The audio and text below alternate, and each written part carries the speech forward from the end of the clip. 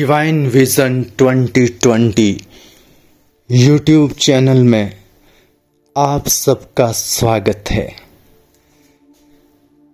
इस वक्त हम मौजूद है प्रजापिता ब्रह्मा कुमारी ईश्वरीय विश्वविद्यालय के शांतिवन परिसर में। आपको बता दें, यह शांतिवन परिसर प्रजापिता ब्रह्मा कुमारी ईश्वरीय विश्वविद्यालय का एक विशाल परिसर है। यह परिसर राजस्थान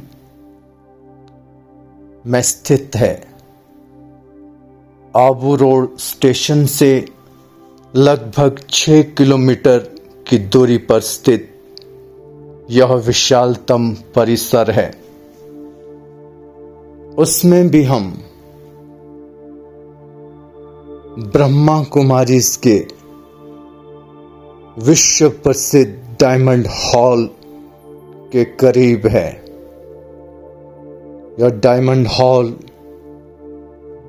दुनिया का एक अद्भुत हॉल है। इस डायमंड हॉल की विशेषताओं का गुणगान करें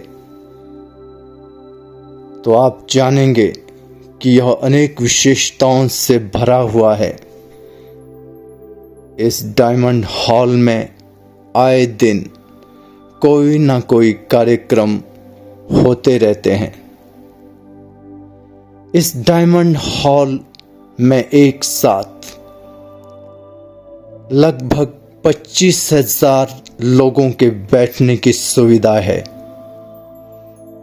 आपको बता दें, ये एक ऐसा हॉल है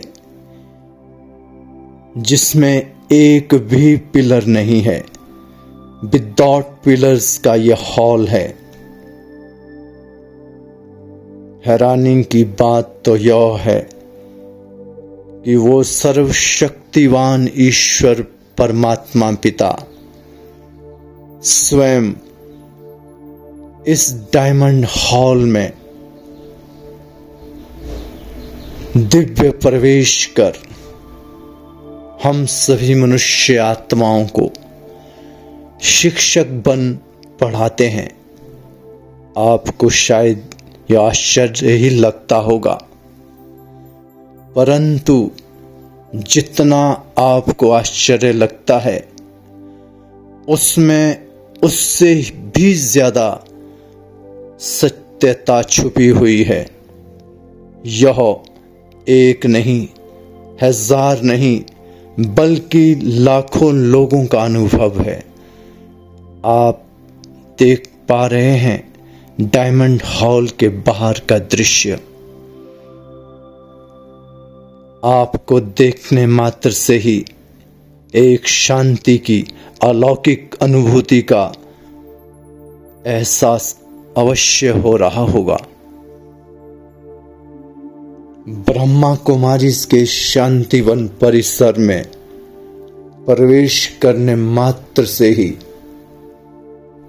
मनुष्य को शांति की गहन अनुभूति सहज और स्वतः ही होने लगती है। ऐसा लगता है कि मानो हम किसी शांति के बहुत अमीर देश में पहुंच गए हैं, क्योंकि आज चारों तरफ अशांति का ऐसा वातावरण पैदा हो चुका है कि शांति दूर दूर तक नजर नहीं आती। लेकिन इस परिसर में प्रवेश करने मात्र से ही कैसा भी मनुष्य, कितना भी अशांत व्यक्ति क्यों ना हो, यहां प्रवेश करने मात्र से ही सहजता से ही शांत होना शुरू हो जाता है। आप सबका भी इस परिसर में हार्दिक स्वागत है। आप भी अपने जीवन में कम से कम एक बार इस शांतिवन परिसर में अवश्य पधारें और शांति की ऐसी अलौकिक अनुभूति अवश्य करके जाएं।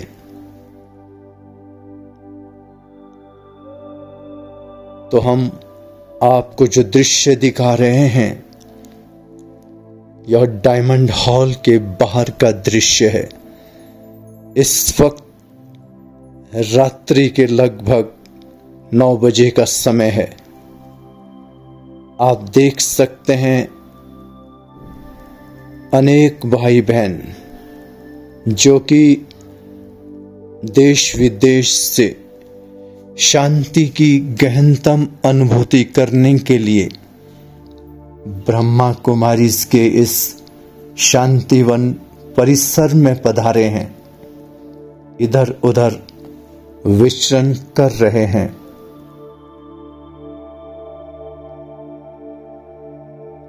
शांति की ऐसी अनुभूति करने की तीव्र इच्छा इन सभी भाई बहनों को इस शांतिवन परिसर में खींच लाई है। आप देख सकते हैं डायमंड हॉल के बाहर का ये दृश्य कितना मनोरम, कितना सुंदर है। इसके अगले भाग में आप देखेंगे भारत की पहली आदिवासी राष्ट्रपति महामहिम श्रीमती द्रौपदी मुर्मू जी का इस विशाल ऑर्गेनाइजेशन के साथ क्या कनेक्शन है, कैसे वो प्रजापिता ब्रह्मा कुमारी ईश्वरीय विश्वविद्यालय के संपर्क में आई और कैसे उन्होंने इस संस्था की शिक्षाओं को अपने जीवन में धारण कर अपने जीवन को श्रेष्ठतम बनाया। आज वो अनेक लोगों के लिए प्रेरणा की स्रोत बनी हुई है, लेकिन उनका यहां तक का सफर इतना आसान नहीं था। किस तरह परमात्मा पिता ने उनकी मदद की है यही आप जानेंगे अगले भाग में। तो आप देखते रहिए इस चैनल को। धन्यवाद। नमस्कार।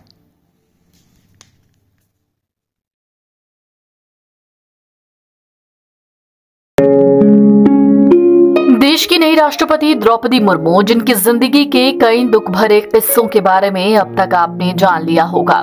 जाहिर है परेशानी और दुख सबके जीवन में होता है, लेकिन उसे पार करके जो कामयाबी की नई कहानी लिखता है लोग उसी का लोहा मानते हैं। ऐसी ही है द्रौपदी मुर्मू की कहानी। पहले बच्चे को खोया, फिर पति और फिर एक और बेटे की मौत। बावजूद इसके वो आगे बढ़ती रही। लेकिन क्या आपने कभी सोचा कि द्रौपदी ने अपने दुखों से पार पाने के लिए कैसा रास्ता अपनाया? मतलब ये कि किसके सहारे थकी हारी और निराश द्रौपदी बनी देश की महामहिम। साल 2009 जब उन्होंने अपना पहला बेटा गंवाया, इसके बाद 2013 और 2014 में उनके जीवन में फिर एक सैलाब आया। इसमें उन्होंने अपने एक और जिगर के टुकड़े और पति को खो दिया।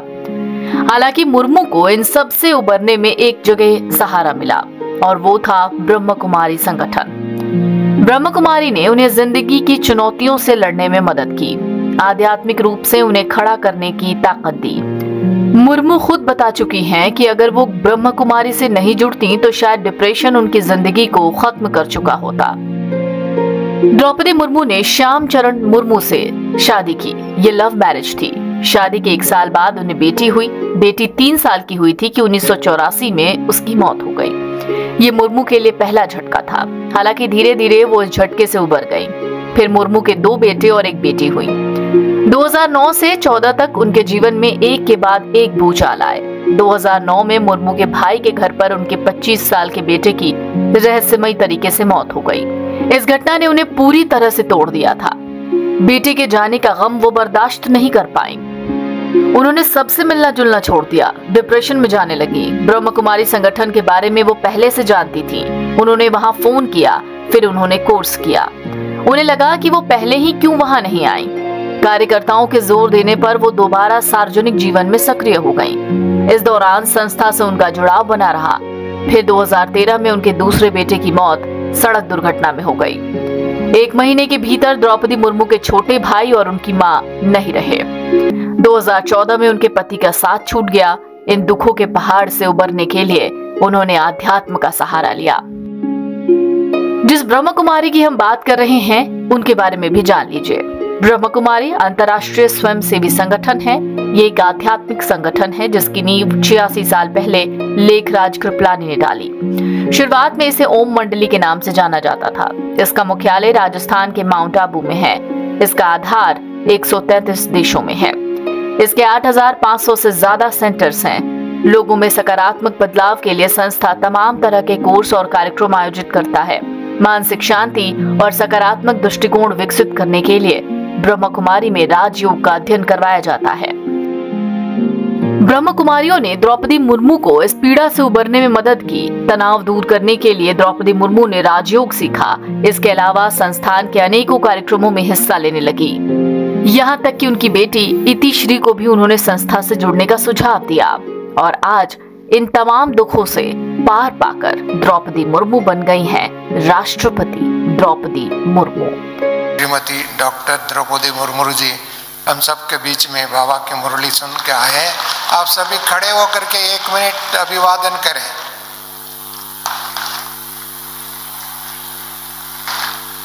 और उनके साथ साथ आदरणीय अंकित कुमार जी आए हुए एडीसी टू गवर्नर है और private secretary JP Das ji भी उपस्थित है और साथ साथ में सूरज जी भी उपस्थित है, उनके पर्सनल असिस्टेंट। उनको भी हम जोर से ताली बजा करके स्वागत करेंगे, अभिवादन करेंगे।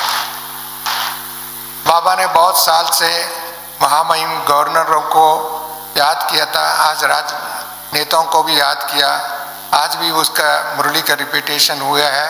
ऐसी समय पर बाबा के महावाक्य को साकार करते हुए, सिद्ध करते हुए राज्य भवन में भी राजयोगी भवन बनाया, बाबा का कमरा बनाया, बाबा की सेवा कर रहे हैं।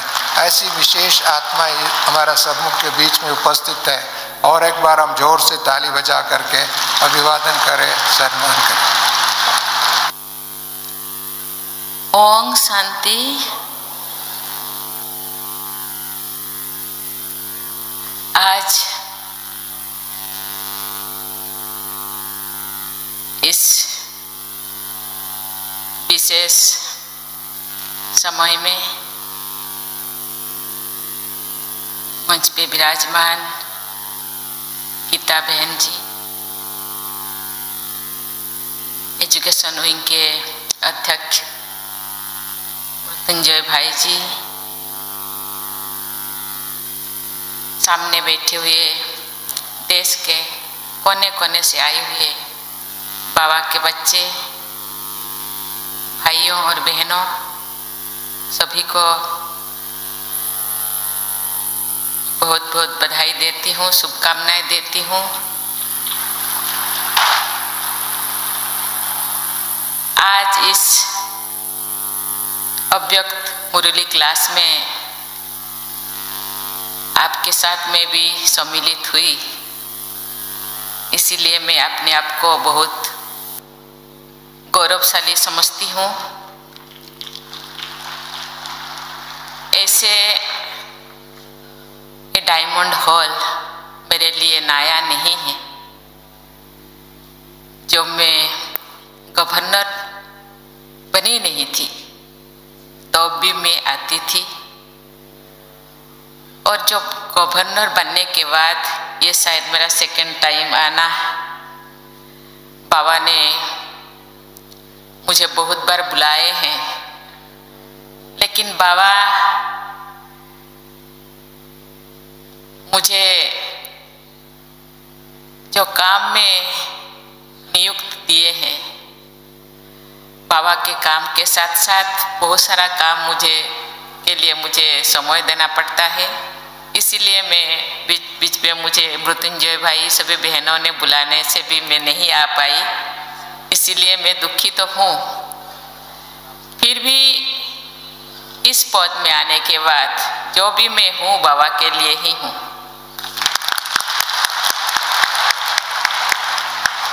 मैं कोई ज्ञान सुनाने नहीं आई हूँ।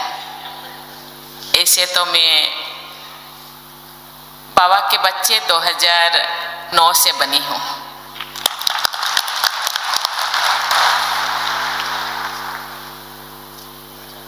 मेरा सौभाग्य मैं था उससे पहले बनने के लिए। मैं जब मिनिस्टर बनी, एक भाई ने, विजय भाई ने मेरे पास आए, बोले मैडम आपको तो थोड़ा एक कोर्स करना है। मैं उससे पहले ही भी मैं जानती थी ब्रह्मा कुमारीज के बारे में, क्योंकि मेरे छोटा सा शहर में मैं जहाँ रहती हूँ वहाँ भी एक सेंटर है, वहाँ के भाई बहन मिलने के लिए आते थे, मैं भी जाती थी, लेकिन इतना मैं ध्यान नहीं देती थी। मैं भक्ति मार्ग में बहुत सारा संस्था से जुड़ी थी। वो सब संस्था का नाम यहाँ बोलना नहीं चाहूँगी। मैंने सोचा कोई भी संस्था में जुड़ने के बाद आधा अधूरा छोड़ना ठीक नहीं है, शायद मैं टाइम नहीं दे पाऊंगी। लेकिन जिंदगी में आगे बढ़ते बढ़ते उस टाइम मुझे जो विजय भाई ने बोले कि मैं बोली कि मेरे पास टाइम नहीं है, मैं शायद टाइम नहीं दे पाऊंगी। लेकिन जिंदगी में आगे बढ़ते बढ़ते इतना आंधी तूफान सुनामी मेरे जिंदगी में जब आए, तो मैंने सोचा कि मुझे ऐसा एक शेल्टर चाहिए जो आधा अधूरा ना हो। जो संस्था के साथ मैं जुड़ी थी, मुझे वहाँ जाती तो थी, लेकिन इतना सेटिस्फेक्शन नहीं मिलता था जो मुझे चाहिए था। जो मैं खोजती थी, मुझे ये चाहिए, और नहीं मिलता था। तो सुनामी और इतना जो आंधी तूफान के टाइम पे मुझे कोर्स करवाया गया, लेकिन मैं तो सुनती थी, लेकिन कुछ भी मुझे ध्यान में ही नहीं आता था, क्योंकि इस कान में मैं सुनती थी, इस कान में मैं निकाल देती थी। आंखों से गंगा जमुना बहता था, लेकिन मुझे जिंदगी जीना है, आगे बढ़ना है। शक्ति देने के लिए ऐसे एक शक्ति चाहिए, ऐसे एक शेल्टर चाहिए कि मुझे आगे ले जा सके। वहाँ के बहनों ने मुझे बहुत प्यार दिया, खाना खिलाया, गोदी में सुलाया। मैं डिप्रेशन में थी। आहिस्ता आहिस्ता मैंने देखा कि कोई एक ऐसी शक्ति मुझे सहारा दे रहा था। मुझे बताया गया है कि आपको 3:30 या 3 बजे उठना है, मोबाइल में आपको अलार्म देना है। लेकिन मुझे मोबाइल अलार्म मुझे अच्छा नहीं लगता था, क्योंकि मुझे इरिटेट फील होता था। तो ऐसे कोई मुझे उठाते थे, मैं उठ जाती थी, और ध्यान तो नहीं लगता था, लेकिन बैठना मैं शुरू किया। लगा कि कोई मुझे रात को 3:30 बजे उठा देते थे, और आहिस्ता आहिस्ता मैं उसी रास्ता से चल पड़ी। और आहिस्ता आहिस्ता हम हाँ सुप्रिया बहन के साथ गांव-गांव घूमे। इतने बहुत सारे करीब 100-200 गांव हम घूमे, क्लास किए, और ऐसे करते करते मुझे बहुत अच्छा लगा, क्योंकि ये एक बहुत सारा किताबें पढ़ी, बहुत सारे चीज ज्ञान मुझे आया। नहीं यही रास्ता सही है। मैं अपने आप को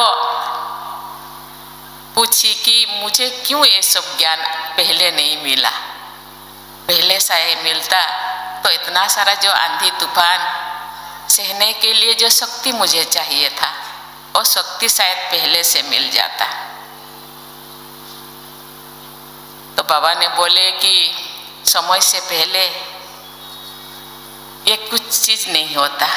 भाग्य से ज्यादा आपको टाइम पे ही मिलेगा। समय से पहले भाग्य से ज्यादा आपको नहीं मिलने वाला है। मैं थोड़ा थी, मेरे जो चाल चलन चेहरा अलग सा था, मैं थोड़ा गुस्से वाली थी। अभी आहिस्ता आहिस्ता खत्म होने को मुझे लगता है बहुत कम हो गया है। और जिंदगी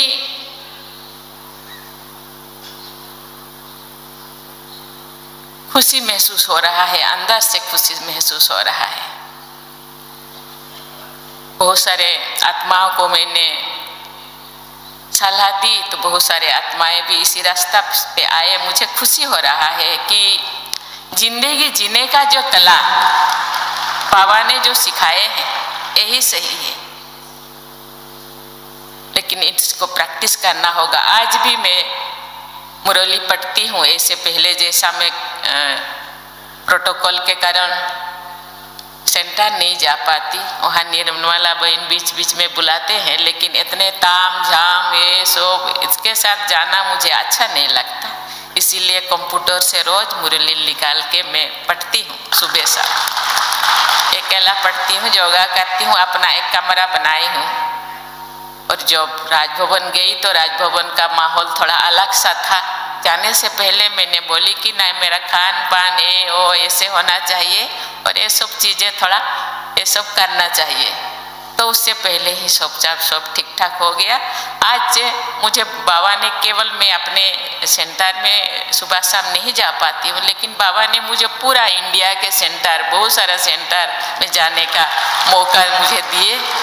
बहुत सारा सेंटर भाई बहनों के साथ वहाँ सेवा करने का मुझे मौका मिल रहा है।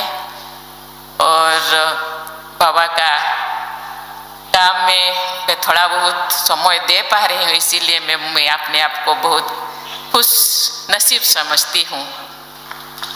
और यहाँ भी मृत्युंजय भाई जी ने आज कन्वोकेशन के लिए बुलाए हैं और ऐसे ज़्यादा टाइम नहीं दे पा रही हूँ।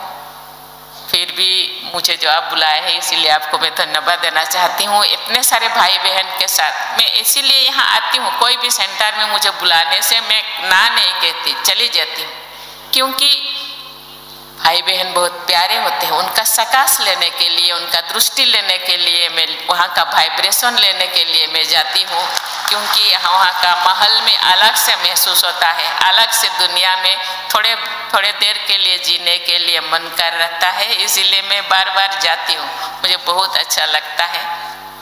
और मैं अपने आप को बहुत भाग्यशाली समझती हूँ कि सुप्रिया बहन जी ने कहते हैं, बाबा भी कहते हैं, बाबा के बच्चे कहीं पे भी रहे या जंगलों में रहे, कहीं पे भी रहे, अपना बच्चों को बाबा चुन लेते हैं।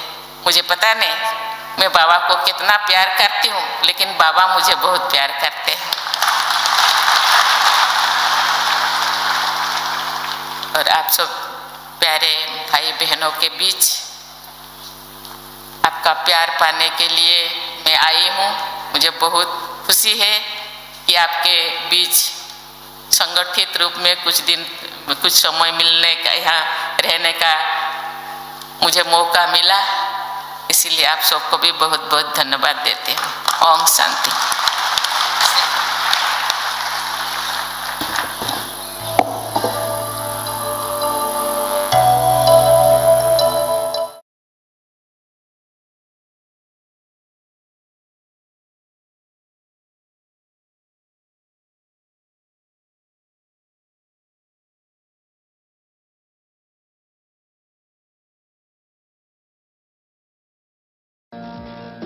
I don't know how many of you know that India's 15th President, Draupadi Murmu, who's been elected today, has a strong link with the Brahma Kumari sect. Remember, Draupadi Murmu tragically lost 2 of her children after the loss of her second son.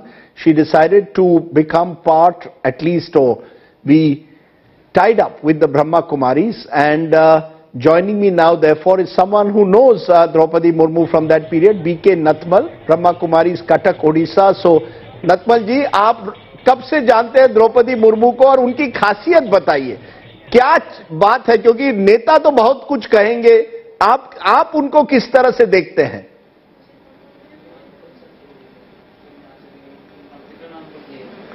Om Shanti.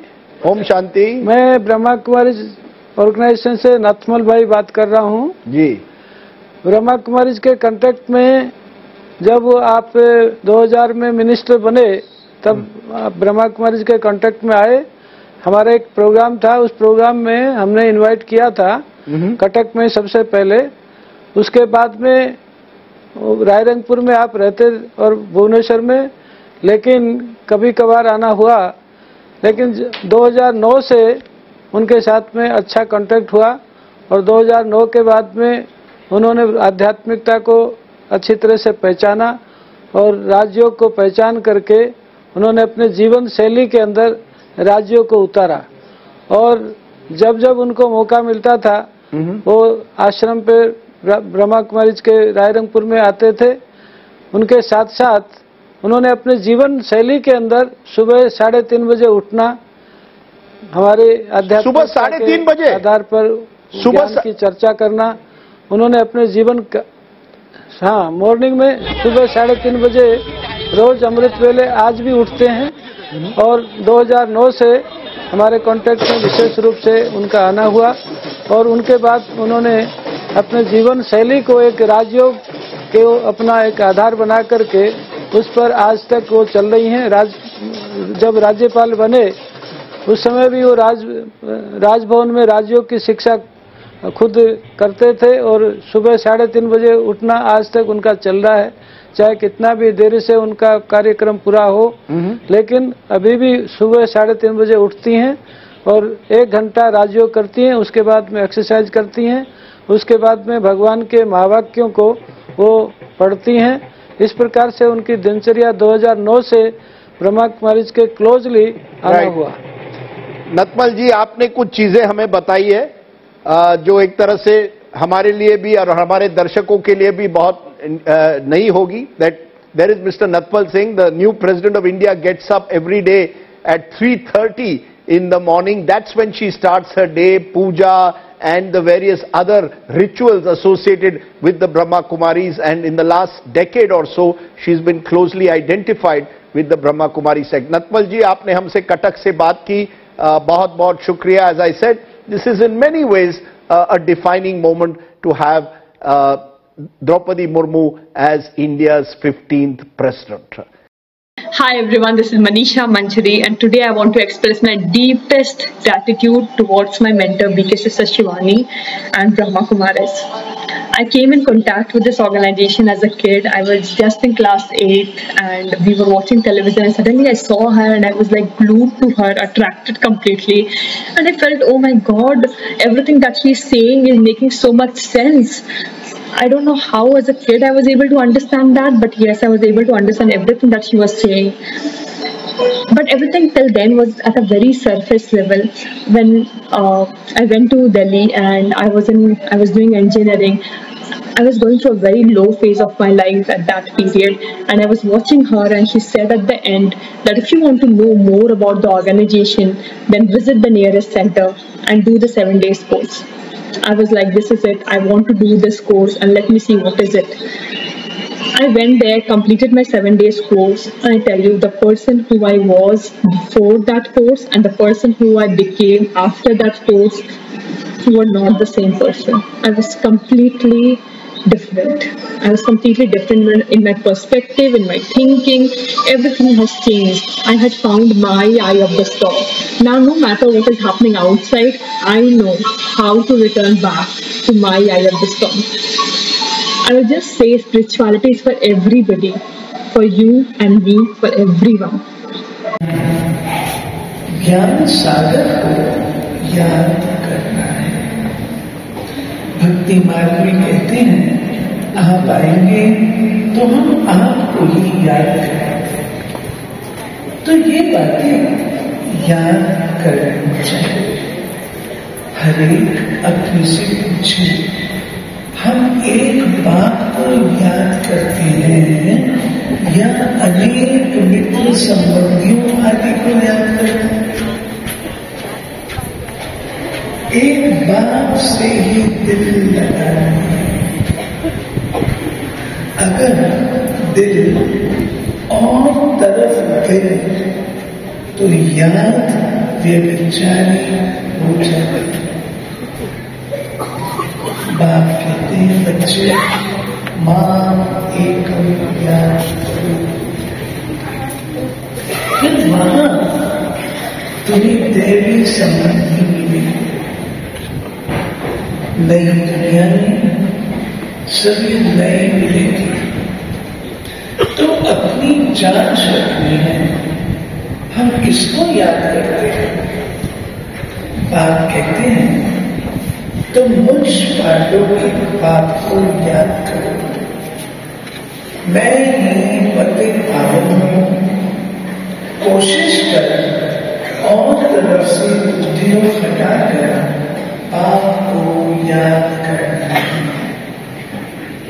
जितना याद करेंगे उतना ही पाप करेंगे। ऐसा नहीं कि जितना हम याद करेंगे उतना बाबा भी याद करेंगे। बहुत अच्छा डायनेमिक सेंटेंस है। बाप को कोई बात थोड़ी करना है। अभी तो यहाँ बच्चे को पावन बनने शिव बाबा भी लाना। उन्हें अपना शरीर तो है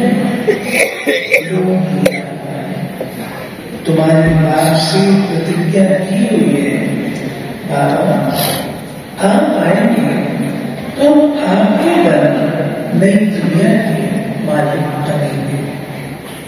अपने दिल से पूछते रहो। ये तुम जानते हो बुद्धि योग की लिंक घड़ी घड़ी बाप से टूट जाती है। बाप जानते हैं लिंक टूटे फिर याद करेंगे फिर टूटेंगे। बच्चे नंबर बात को पुरुषार्थ करते हैं। अच्छी रीत याद करेंगे तो इस डायनेस्टी में आ जाएंगे। अपनी जांच करते रहो। डायरी रखो। सारे दिन में हमारा बुद्धि योग कहाँ गया, तो फिर बात समझाएंगे। आत्मा में जो मन बुद्धि है वो भागती है। बाप कहते हैं भागने से घाटा पड़ जाएगा। मुझे याद करने से बहुत फायदा है, बाकी तो नुकसान ही नुकसान है। याद करना है मुख्य एक को। अपने ऊपर खबरदारी रखनी है। कदम कदम पर फायदा, कदम कदम पर घाटा। मैं अपने कुतुबनुमा को कैसे सेट करती हूँ? कदम कदम फायदे वाला भी हो सकता है, कदम कदम घाटे वाला भी हो सकता है। बाबा कहते हैं 84 जन्म देहधारियों को याद कर घाटा ही पाया। एक एक दिन होकर 5000 वर्ष बीत गए, घाटा ही हुआ। अभी बाप की याद में रहे, फायदा करना है। सुन रहे ना भाई? सभी सब सुन रहे ना? ऐसे विचार सागर मंथन कर ज्ञान रत्न निकालने हैं। बाप की याद में एकाग्र चित्त हो लगना है। कई बच्चों को कौड़ियां कमाने की चिंता रहती है। माया धंधे आदि के विचार ले आती है। धनवान को तो बहुत विचार आते हैं। बाबा क्या करें? बाबा का कितना अच्छा धंधा था, धक्के आदि खाने की दरकार ही नहीं थी। कोई व्यापारी आता था तो मैं पूछता था, पहले तो ये बताओ तुम व्यापारी हो या एजेंट हो। फिर बाबा ने अपनी हिस्ट्री सुनाई। तुम्हें धंधा आदि करते बुद्धि का योग बाप से रखना है। अभी कलयुग पूरा हो, सतयुग आता है। पतित तो सतयुग में जाएंगे ही नहीं। जितना याद करेंगे उतना पवित्र बनेंगे। जितना पवित्र होंगे उतनी याद अधिक ठहरेगी। जितना याद करेंगे उतना पवित्र बनेंगे। दोनों होते। बाबा कहते हैं प्यूरिटी से धारणा अच्छी होगी। पतित न याद कर सकेंगे न धारणा होगी।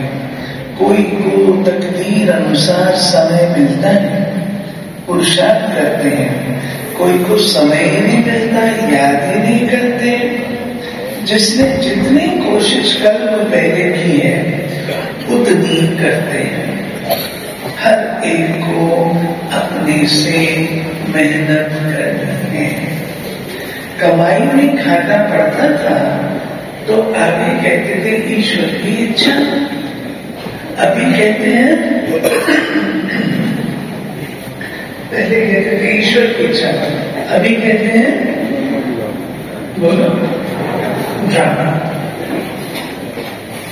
जो कल पहले हुआ है वो होगा। ऐसे नहीं अभी 4 घंटा याद करते हो, दूसरे कल की जास्ती करेंगे नहीं। शिक्षा दी जा रही है। अभी पुरुषार्थ करेंगे तो कल अच्छा पुरुषार्थ होगा। अभी पुरुषार्थ करें तो कल अच्छा। तो जांच करो बुद्धि कहाँ जाती है। मल्ल युद्ध में बड़ी खबरदारी रखते हैं। अच्छा